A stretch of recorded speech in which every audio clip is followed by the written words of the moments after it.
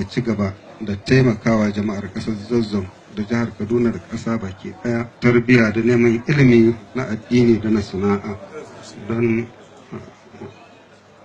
da ƙara haɗin kan matasa.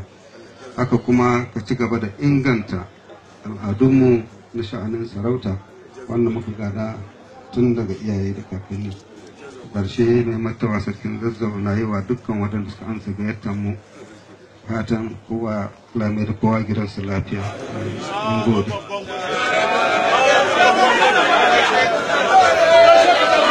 A saurara za a yi addu'a.